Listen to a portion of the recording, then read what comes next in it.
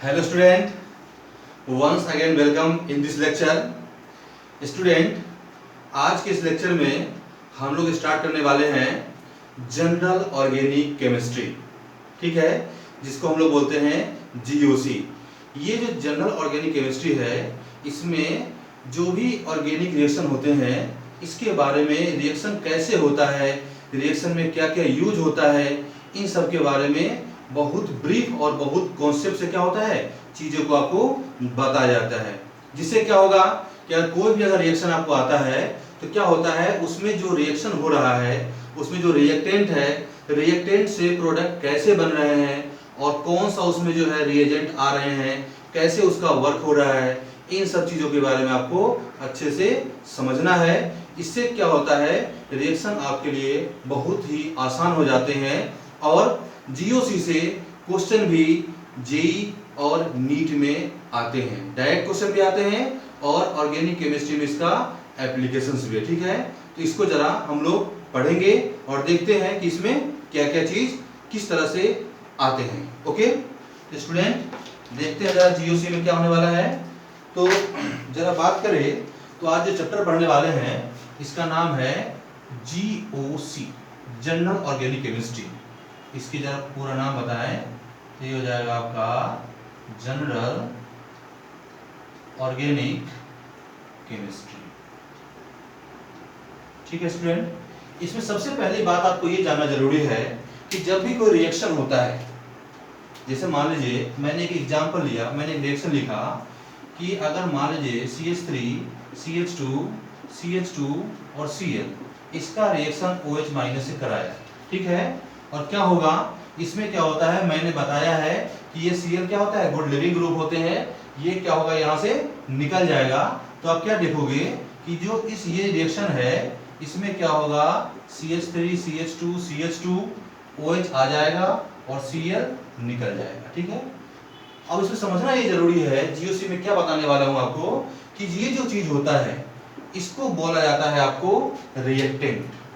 क्या बोलते हैं इसको, जो भी रिएक्शन के लिए लेते हैं उसको हम लोग बोलते हैं रिएक्टेंट, और जो रिएक्शन के बाद बनता है उसको बोला जाता है प्रोडक्ट, उसको बोलते हैं प्रोडक्ट। और जो ये कॉज है, जो कोई रिएजेंट, उसको बोलते हैं जो रिएक्शन के कॉज है, जो केमिकल चेंज करवाते हैं।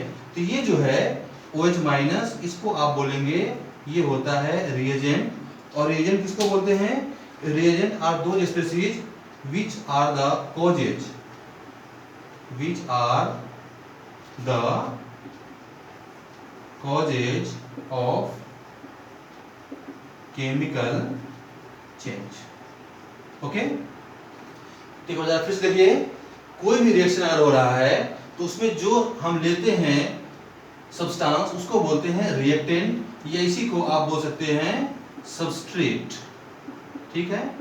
और रिएक्शन होने के बाद जो कुछ बनता है, जो नया बनता है, उसको हम लोग बोलते हैं प्रोडक्ट। और जो ये रिएक्शन होने के लिए क्या है, कॉज है, उसको हम बोलते हैं रिएजेंट, ठीक है। ओके, ठीक है। आगे जरा हम लोग देखते हैं कि जो केमिकल रिएक्शन होता है इसमें क्या होता है, जो ये रिएक्टेंट है, सबस्ट्रेट है, इसमें क्या होता है, इसमें बॉन्ड ब्रेक होते हैं और क्या होते हैं, बॉन्ड बनते भी हैं। फॉर रिएक्शन अगर जरा बात करें कि for reaction bond of reactants break and form, break and form. इसका क्या मतलब है, इसका मतलब ये है कि जब कोई रिएक्शन होगा तो क्या होगा, जो रिएक्टेंट है इसका बॉन्ड ब्रेक भी होगा, ठीक है, और जो नया रिएजेंट आएगा वो क्या होगा, वो नया बॉन्ड बनाएगा भी। जैसे अगर समझिए इसमें, तो यहाँ पर जो बॉन्ड था, इसकी जरा बात करें तो ये जो एग्जांपल लिया गया था इसमें क्या था, CH3 CH2, इसमें अगर आप देखेंगे CH यहाँ पर Cl है, यहाँ पर OH है, और क्या बना है CH3 CH2, और यहाँ पर लिखेंगे CH, और जो बॉन्ड बना है इसको आपको मैं अलग से दिखाता हूँ, ये बना है न्यू बॉन्ड, ठीक है। और क्या होगा, ये Cl यहाँ से बाहर निकल जाएगा, तो जो ये बना है, ये वाला जो बॉन्ड है ये क्या है, ये बॉन्ड फॉर्म हुआ है। रिएक्शन होने के बाद अगर जरा बोलेंगे ये क्या होगा, ये बॉन्ड फॉर्म हुआ है और ये वाला बॉन्ड जो है ये, इसको आप क्या बोलोगे, ये रिएक्शन के जब रिएक्शन स्टार्ट हुआ है उस समय क्या होगा, ये वाला बॉन्ड ब्रेक हुआ है, ये वाला बॉन्ड को हम बोलेंगे ये बॉन्ड ब्रेक हुआ है। ठीक है, ओके। तो ये चीज क्या बताया कि जब भी कोई रिएक्शन होगा तो रिएक्टेंट से प्रोडक्ट बनेगा, रिएजेंट आएगा, रिएक्टेंट का क्या होगा, ओल्ड बॉन्ड ब्रेक होगा, जो बॉन्ड है वो ब्रेक होगा और न्यू बॉन्ड फॉर्म होगा। तो इस तरह से क्या होगा, कोई भी रिएक्शन होता है, कोई भी रिएक्शन होता है उसमें बेसिक टर्म जो है ये क्या है, ये आपका इतने को ही आपको ध्यान रखना होगा। ठीक है, आगे देखते हैं क्या होने वाला है। आगे जरा हम लोग पढ़ेंगे कि ये जो बॉन्ड ब्रेक होते हैं, ये बॉन्ड कितने तरह से ब्रेक होते हैं, कैसे ब्रेक होते हैं और बॉन्ड ब्रेक होने के बाद क्या बनता है। ठीक है, अब जरा हम लोग चेक करेंगे कि बॉन्ड जो ब्रेक होता है, समझ रहे हैं ना, इसको हम लोग बोलेंगे बॉन्ड फिजन। इसको हम लोग बोलेंगे बॉन्ड फिजन। तो बॉन्ड फिजन का मतलब होता है बॉन्ड का ब्रेक होना, बॉन्ड क्लीवेज या बॉन्ड फिजन, दोनों का मतलब एक ही होता है। तो जो बॉन्ड फिजन है ये दो तरह से होते हैं, एक होता है आपका होमोलिटिक बॉन्ड फिजन और दूसरा जो है सेकेंड, ये होता है आपका हेट्रोलिटिक बॉन्ड फिजन। ठीक है, अब जरा बात करते हैं कि होमोलिटिक बॉन्ड फिजन ये कब होता है। तो फर्स्ट अगर देखें कि जो आपका होमोलिटिक बॉन्ड फिजन है, होमोलिटिक जो बॉन्ड फिजन है, इसके लिए कंडीशन क्या है, होमोलिटिक बॉन्ड फिजन तब होगा और होमोलिटिक बॉन्ड फिजन और हेट्रोलिटिक बॉन्ड फिजन तब होता है जब हम लोग कोवैलेंट कंपाउंड की बात करते हैं। फर्स्ट ऑफ ऑल आपको ये जानना जरूरी है कि ये कोवैलेंट बॉन्ड को ब्रेक करने के लिए हम लोग बात करते हैं। तो होमोलिटिक बॉन्ड फिजन तब होगा जब क्या होगा, जब इलेक्ट्रोनेगेटिव डिफरेंस क्या होगा, when electronegative difference between atoms are very less और जीरो, बहुत कम होगा, very less और जीरो। ठीक है, पहली कंडीशन क्या है कि when electronegative difference between atoms are very less और जीरो, तो क्या होगा, होमोलिटिक बॉन्ड फिजन होगा। जैसे एग्जांपल देख लीजिए, एग्जांपल की जरा बात करें तो अगर मान लो Cl और Cl लिया, ठीक है, इसमें क्या होगा, इसमें जो इलेक्ट्रोनेगेटिव डिफरेंस क्या है वो जीरो है, क्योंकि दोनों को दोनों क्या है, सेम एटम है, दोनों क्या होती है, इलेक्ट्रोनेगेटिविटी इक्वल होती है। तो क्या होगा, इसमें अगर ये वाला बॉन्ड ब्रेक करना है तो क्या होगा, ये वाला बॉन्ड अगर ब्रेक करे, इस तरह से करे तो क्या होगा, ये जो है ये बन जाएगा Cl और ये बन जाएगा Cl रेडिकल।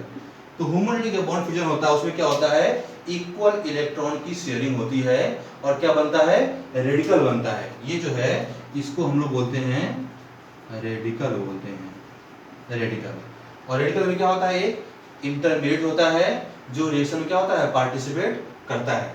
ठीक है, तो ये इस तरह से क्या होगा, होमोलिटिक जो बॉन्ड फिजन होगा तो क्या होगा, आपका रेडिकल बनेगा। तो होमोलिटिक बॉन्ड फिजन में कुछ जो है इसके बारे में अगर बात करें तो क्या होता है, इसमें जो है इक्वल इलेक्ट्रॉन का शेयर होता है, समझ रहे हैं ना, equal electrons shared by atoms. ये जब बॉन्ड टूटता है तो क्या होता है, एटम्स में इक्वल इलेक्ट्रॉन की शेयरिंग होती है, पहली बात। दूसरी बात क्या होता है बताओ जरा इसके बारे में, कि ये जो इक्वल इलेक्ट्रॉन का शेयर हो जाएगा तो क्या बनता है, जो बनता है इसके बाद उसको हम बोलते हैं रेडिकल। ठीक है, after bond cleavage radical form, radical बनेगा। ठीक है, और जरा बात करेंगे तो क्या होगा, ये जो रेडिकल होगा ये क्या होगा, ये हो जाएगा आपका हाईली रिएक्टिव। ये रेडिकल जो है ये होता है आपका हाईली क्या रिएक्टिव होता है। और क्या समझना है कि जो ये फ्री रेडिकल है ये फेवर करता है किसमें, ये फेवर होता है नॉन पोलर सॉल्वेंट में। हाँ, नॉन पोलर सॉल्वेंट फेवर किसको फेवर करेगा? Homolytic bond fusion. इसका एग्जांपल हो सकता है CCl4 एंड CH2। तो होमोलिटिक बॉन्ड फ्यूजन में जो बताया गया है इसके अकॉर्डिंग क्या होता है, बॉन्ड ब्रेक होता है, एक इलेक्ट्रॉन जो है इसके पास में आ जाएगा, दूसरा इलेक्ट्रॉन जो है इसके पास चला जाएगा, मतलब इक्वल इलेक्ट्रॉन की शेयरिंग होती है और रेडिकल बनते हैं, रेडिकल रिएक्टिव होते हैं, और नॉन पोलर में क्या होते हैं, ये अच्छे से क्या होते हैं, फेवर होते हैं, मतलब जल्दी बन जाते हैं, इजीली बन जाते हैं। ठीक है, तो होमोलिटिक बॉन्ड फ्यूजन तब करवाना होगा जब क्या होगा, इलेक्ट्रोनेगेटिव डिफरेंस 0 हो या वेरी लेस हो। ठीक है, ओके। इसके बाद जो सेकेंड जो बॉन्ड ब्रेक हुआ है ये होता है by mode of heterolytic bond fusion. इसमें देखते हैं क्या होने वाला है। अगर जरा हेट्रो की बात करेंगे तो हेट्रो का मतलब होता है कि अगर इलेक्ट्रोनेगेटिव डिफरेंस ज्यादा हो, अगर दो एटम के बीच में इलेक्ट्रोनेगेटिव डिफरेंस क्या होगा, अगर ज्यादा होगा तो क्या होगा, हेट्रोलिटिक बॉन्ड फ्यूजन होगा। समझ गए? तो इसके बारे में जरा बात करें कि ये बॉन्ड कब बनेगा। पहली बात ये है कि when electronegative difference between atoms are high. जब इलेक्ट्रोनेगेटिव डिफरेंस क्या होगा, ज्यादा होगा, तो क्या होगा, आपका बनेगा हेट्रोलिटिक बॉन्ड क्या होगा, ब्रेक हो जाएगा, टूट जाएगा। और इसकी अगर मैं जरा बात करूं कि अगर इसका कोई एग्जांपल लेके अगर देखा जाए इसका हेट्रोलिटिक का, तो जैसे मान लीजिए CH3 CH2 और Cl, ये बॉन्ड अगर ब्रेक होगा तो इसमें क्या होता है, इसमें बनेगा CH3 CH2 प्लस और ये बनेगा Cl माइनस। जैसे मान लीजिए ये वाला बॉन्ड ब्रेक होगा, अगर इलेक्ट्रोनेगेटिव है तो क्या होगा, ये बॉन्ड ब्रेक हो जाएगा। इसमें क्या होता है, कंप्लीट इलेक्ट्रॉन क्या होता है, लॉस होता है और गेन होता है। जो इलेक्ट्रॉन लॉस कर देगा उस पर चार्ज आ जाएगा पॉजिटिव, मतलब ये बनेगा आपका कैटायन, और जो ले लेगा ये आपका बनेगा, क्या बनेगा, एनायन बनेगा। ठीक है, तो पूरे कंप्लीट इलेक्ट्रॉन क्या होता है, लॉस और गेन होता है। ठीक है, तो हेट्रोलिटिक बॉन्ड फ्यूजन में कैटायन और एनायन बनते हैं। ठीक है, और अगर मान लीजिए ये जो हेट्रोलिटिक बॉन्ड फ्यूजन है इसमें क्या होता है, ये होता है पोलर सॉल्वेंट में, मतलब पोलर सॉल्वेंट अगर है, पोलर सॉल्वेंट फेवर किसको करेगा, हेट्रोलिटिक बॉन्ड फ्यूजन को ब्रेक करेगा। और इसमें क्या बताया गया कि अगर बॉन्ड ब्रेक होगा after bond fusion, cation and anions are formed. Cation and anions are formed. Cations वो होंगे जिसपे क्या होगा, जिसपे चार्ज पॉजिटिव होगा। एनायंस वो होगा जो क्या होगा, नेगेटिव होगा। एनायंस क्या होगा, जो इलेक्ट्रॉन लिया है। कैटायन कौन सा होगा, जो इलेक्ट्रॉन लूज किया है। इलेक्ट्रॉन लूज कौन करेगा, जो होगा लेस इलेक्ट्रोनेगेटिव। इलेक्ट्रॉन गेन कौन सा करेगा, जो होगा मोर इलेक्ट्रोनेगेटिव। ठीक है, तो हेट्रोलिटिक बॉन्ड फ्यूजन में जो बताया गया है चीजें, इसमें क्या क्या है, कार्बोकैटायन बनते हैं, इलेक्ट्रोनेगेटिव डिफरेंस ज्यादा होना चाहिए, पोलर में क्या करेगा, ये फेवर करेगा। अब इसमें एक बात और समझना है, ये क्या समझना है कि अगर हेट्रोलिटिक बॉन्ड फ्यूजन हुआ है और अगर कार्बन पे नेगेटिव और पॉजिटिव अगर आता है तो उसके लिए अगर बात करेंगे कि in the case of organic compound, in the case of organic compounds, जिसमें क्या हो, जिसमें कार्बन होगा उसको बोलते हैं organic compound. In the case of organic compound carbon होगा तो if positive charge, if positive charge comes on carbon, then इसका एक नाम होता है, इसको हम बोलते हैं कार्बोकैटायन। कार्बोकैटायन। और अगर कार्बोकैटायन मतलब कार्बन पे पॉजिटिव चार्ज, और अगर कार्बन पे नेगेटिव चार्ज होगा तो उसको हम बोलते हैं कार्बे एनायन। अगर कार्बन पे नेगेटिव चार्ज होगा तो उसको बोलेंगे कार्बे नायन। ठीक है, तो हेटेरोडेटिक बॉन्ड फ्यूजन में ये फीचर्स आपको ध्यान रखना होगा। ठीक है, अब जरा हम लोग बात करते हैं रिएक्शन इंटरमीडिएट।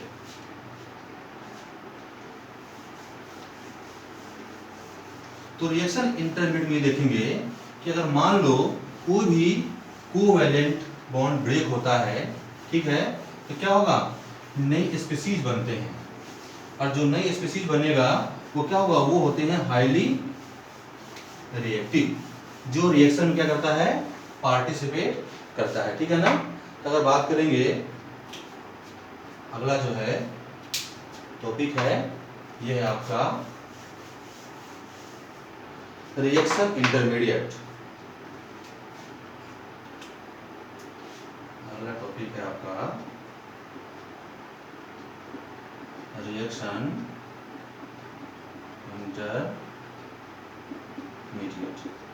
तो रिएक्शन इंटरमीडिएट समझना है कि अगर कोवैलेंट बॉन्ड ब्रेक होते हैं, ठीक है, तो जब कोवैलेंट बॉन्ड ब्रेक होते हैं किसके, सबस्ट्रेट के होते हैं, तो क्या होते हैं, रिएक्शन इंटरमीडिएट फॉर्म होते हैं। इसको बता सकता हूं कि when covalent bond break in, when covalent bonds are breaking in substrate, then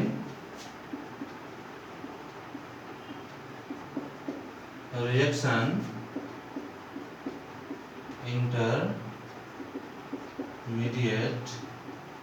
form, reaction intermediate बनेगा और they are highly reactive.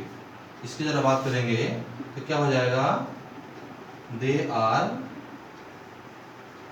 Highly reactive. जो ये रिएक्शन इंटरमीडिएट है, ये क्या होते हैं, ये होते हैं हाईली स्टेबल होते हैं, सॉरी हाईली रिएक्टिव होते हैं। और अगर जरा बात करें किसके बारे में, रिएक्शन इंटरमीडिएट के बारे में, तो रिएक्शन इंटरमीडिएट जो है ये आपको जो पढ़ने हैं, ये क्या क्या है। फर्स्ट जो रिएक्शन इंटरमीडिएट है इसका नाम है कार्बोकैटायन। दूसरा जो आपका रिएक्शन इंटरमीडिएट है इसका नाम है, मैं इसको यहाँ पर लिख देता हूँ, ठीक है, यहाँ पे एक सेकंड पोजीशन पे, ये हो जाएगा आपका कार्बे नायन। और थर्ड जो रिएक्शन इंटरमीडिएट है इसको हम बोलते हैं फ्री रेडिकल। ठीक है, तो जरा फर्स्ट कार्बोकैटायन जो आपका रिएक्शन इंटरमीडिएट है इसके बारे में जरा बात करें। तो फर्स्ट जो आपका इंटरमीडिएट है ये आपका है कार्बोकैटायन। तो कार्बोकैटायन का मतलब होता है कार्बन पे पॉजिटिव चार्ज। पहली बात तो ये होती है कि कार्बन पे होना चाहिए पॉजिटिव चार्ज, ठीक है। और जो ये कार्बन पे भी जो पॉजिटिव चार्ज होगा इसकी जरा बात करें, ठीक है, तो क्या होगा, कार्बन पे पॉजिटिव चार्ज होगा तो उसको हम कार्बोकैटायन बोलेंगे। और ये जो कार्बोकैटायन होते हैं इसमें जो कार्बन होता है, ठीक है, ये क्या होते हैं, इसमें जो कार्बोकैटायन का जो कार्बन है, carbocation carbon is sp2 hybridized, sp2 hybridized, ठीक है। दूसरा पॉइंट जिसके बारे में है, ये क्या होता है, ये होते हैं प्लेनर। जो कार्बोकैटायन है ये क्या होते हैं, ये होते हैं प्लेनर, इट इज प्लेनर, ठीक है। तीसरी बात क्या होते हैं, ये होते हैं इलेक्ट्रॉन डेफिशिएंट। इसके पास में क्या होते हैं, 6 इलेक्ट्रॉन होते हैं, इट इज इलेक्ट्रॉन डेफिशिएंट। मतलब कितने होते हैं, इसके पास में 6 इलेक्ट्रॉन होते हैं। अगर इलेक्ट्रॉन डेफिशिएंट होगा तो क्या होगा, ये काम करेगा जो Lewis acid. So it can act as a Lewis acid, ये लुईस एसिड की तरह क्या करते हैं, वर्क करते हैं। अच्छा, इसका जो पी ऑर्बिटल होता है कार्बोकैटायन का, ये क्या होता है, ये परपेंडिकुलर क्या होते हैं, वैकेंट होते हैं। कार्बोकैटायन के जो पी ऑर्बिटल है ये क्या होते हैं, वर्टिकली क्या होते हैं, वैकेंट होते हैं। इसलिए क्या होता है, इसमें कोई भी अगर न्यूक्लियोफाइल अगर आएगा तो क्या होगा, इसमें रेसिमाइजेशन हो जाएगा, ठीक है। तो due to vacant perpendicular P orbital it gives racemization reaction. क्या होगा, ये रेसिमाइजेशन रिएक्शन दे देगा, ठीक है। और ये जो है कार्बोकैटायन, इसके बारे में अगर प्रॉपर्टीज की बात करें तो क्या होते हैं, कार्बन पे पॉजिटिव होते हैं, sp2 होते हैं, प्लेनर होते हैं, और इलेक्ट्रॉन डेफिशिएंट मतलब लुईस एसिड होते हैं। और due to vacant perpendicular P orbital it gives racemization होते हैं, ठीक है। और ये जो होते हैं ये डायमैग्नेटिक भी होते हैं। अगर बात करेंगे इलेक्ट्रॉन क्या होते हैं, it is diamagnetic because electrons are paired. क्या होते हैं, इलेक्ट्रॉन जो होते हैं ये क्या होते हैं, पेयर्ड होते हैं। तो ये क्या हो जाएगा, ये हो जाएगा आपका डायमैग्नेटिक, ठीक है, ओके। अब जरा बात करते हैं इसके बारे में एक बात और, ये क्या होगा कि जो इलेक्ट्रॉन डोनेटिंग ग्रुप है, अगर जरा बात करें किसके बारे में, कार्बोकैटायन के बारे में, तो इलेक्ट्रॉन जो डोनेटिंग ग्रुप है ये क्या कर देगा, ये कार्बोकैटायन की जो स्टेबिलिटी है इसको इंक्रीज कर देगा। क्या बात कर सकते हैं, अगर देखें तो बोलेंगे कि इलेक्ट्रॉन डोनेटिंग ग्रुप, यहां से जरा बात कर ले तो electron donating group increase the stability of carbocation, ठीक है। ये बात आपको ध्यान रखना है, ठीक है। और अगर ऑर्डर देखें कार्बोकैटायन का तो ये बहुत इंपॉर्टेंट है। तो अगर देखते हैं, जाकर देखते हैं order of stability of carbocation का, तो ये बहुत इंपॉर्टेंट है। इससे जो है ना क्वेश्चन एग्जाम में आते हैं और रिएक्शन में इसका यूज भी होता है। तो देखते हैं क्या ऑर्डर होगा। सबसे जो ज़्यादा हाईली स्टेबल कार्बोकैटायन है ये होता है आपका जो ट्राई साइक्लोप्रोपाइल, ये होता है आपका ट्राई, इसका नाम बता दो, इसका नाम हो जाएगा आपका, पहले ऑर्डर ले लेते हैं फिर नाम बता देंगे। ये हो जाएगा आपका दूसरा जो होता है, ये भी जो है इसी का क्या है, एक इसमें एक कम कर देना है तो ये 2 डिग्री वाला हो जाएगा। इसके जो आगे जो लेस स्टेबल होगा ये हो जाएगा आपका, यहाँ पे आपको CH2 लगा देना है, यहाँ प्लस लगा देना है। इस वाले में ये साइक्लोप्रोपाइल जो है एक ही आएगा, ठीक है। इसके बाद जो है ऑर्डर जो है ये किसका होगा, ये आपका आ जाएगा ट्रोपिलियम। ये भी बहुत स्टेबल कार्बोकैटायन है। ये क्या होते हैं, ये 7 मेंबर्ड होते हैं, ठीक है। ये भी कार्बोकैटायन बहुत स्टेबल होगा। इसके बाद आपका जो कार्बोकैटायन होगा ये हो जाएगा आपका ट्राइफिनाइल मीथेन वाला कार्बोकैटायन आ जाएगा, ठीक है। इसके बाद जरा बात करेंगे तो ये आपका आ जाएगा C, यहाँ पे आप लगा लीजिए R, यहाँ पे लगा लीजिए R, ठीक है। और यहाँ पे CH डबल बॉन्ड CH2, ये एल्काइल का होगा, ये आपका 3 डिग्री एलाइलिक, ये वाला माना जाएगा, ठीक है। इसके बाद जो है क्या आएगा, इसके बाद आपका 2 डिग्री जो है ये बेंजीन वाला कंसीडर किए जाएंगे कार्बोकैटायन। इसके बाद जो ऑर्डर है ये ऑर्डर आपका आ जाएगा 2 डिग्री एलाइलिक का आएगा। 2 डिग्री एलाइलिक का अगर जरा बात करें तो क्या होगा, यहाँ पे हाइड्रोजन यहाँ प्लस लगा लीजिए, ठीक है। इसके बाद क्या आएगा आपका फिनाइल बेंजाइल, इसके बाद बेंजाइल आएगा आपका PHCH 2 और ये हो जाएगा प्लस, इसके नीचे जो है ये आपका आ जाएगा, ये क्या आ जाएगा, ये आ जाएगा आपका एलाइलिक का 1 डिग्री आने वाला है, तो ये हो जाएगा CH डबल बॉन्ड CH2 और यहाँ पे हो जाएगा आपका CH2, ये हो जाएगा प्लस। ठीक है, यहाँ तक ऑर्डर आपको बिल्कुल ध्यान से देखना है, चेक करना है। और इसके बाद जो है, इसके बाद थोड़ा सा नॉर्मल ऑर्डर आ जाएगा। वो नॉर्मल ऑर्डर क्या क्या है जो आपको कॉमनली पता होता है, मैंने बताया है आपको। ठीक है, तो वो आ जाएगा, आपका आ जाएगा। इसके बाद जो ऑर्डर है ये हो जाएगा आपका 3 डिग्री कार्बोकैटायन, ये होगा आपका 3 डिग्री कार्बोकैटायन। फिर होगा आपका 2 डिग्री कार्बोकैटायन, फिर होगा आपका RCH2 प्लस, और इसके बाद जो है ये आपका आ जाएगा मिथाइल कार्बोकैटायन। इसके भी नीचे होता है आपका डबल बॉन्ड पे अगर पॉजिटिव चार्ज होगा तो अनस्टेबल हो जाएगा। और सबसे लास्ट में होता है, अगर बेंजीन से अगर निकल जाएगा एक हाइड्रोजन या कोई भी ग्रुप, उस पे जो आएगा वो क्या होगा, वो हो जाएगा हाईली अनस्टेबल कार्बोकैटायन। इसका जरा एक नाम जरा बता दो जरा, इसका नाम होता है ट्राई साइक्लोप्रोपाइल मीथेन कार्बो, ये इसका है। ये ट्राई तो ये डाई हो जाएगा, ये क्या होगा, केवल साइक्लोप्रोपाइल। ठीक है, मीथेन कार्बोडाइन हो जाएगा। इसका नाम होता है ट्रोपिलियम, ये भी है। इसका नाम हो जाएगा ट्राइफिनाइल। इसका नाम क्या होगा, इसका नाम हो सकते हैं ट्राइफिनाइल और मीथेन कार्बोकैटायन। बाकी ये आपका एलाइलिक है। ठीक है, फिर ये क्या होगा, ये आपका डाइफिनाइल हो जाएगा, फिर ये एलाइलिक का फॉर्म आ जाएगा, फिर क्या है, ये बेंजाइलिक है, फिर से ये एलाइलिक आ जाएगा, फिर ये 3 डिग्री है, फिर ये 2 डिग्री है, 1 डिग्री है, मिथाइल है, डबल बॉन्ड से है और बेंजीन से है।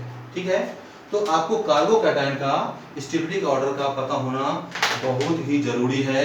इससे क्या होगा, क्वेश्चन में अगर रिएक्शन का रेट ऑर्डर पूछा जाएगा कि कौन सा फास्ट होगा, तो यहाँ पर क्या होगा, ये आपको बहुत हेल्प करेगा। ठीक है, तो स्टूडेंट मुझे उम्मीद है कि आपको आज इस लेक्चर में जो पढ़ाया गया है वो बहुत अच्छे से समझ में आया होगा। और इसका जो है ना हम लोग एप्लीकेशन भी करेंगे, और जो नेक्स्ट इंटरमीडिएट है इसको भी हम लोग पढ़ेंगे नेक्स्ट लेक्चर में। ठीक है, ओके, बाय बाय।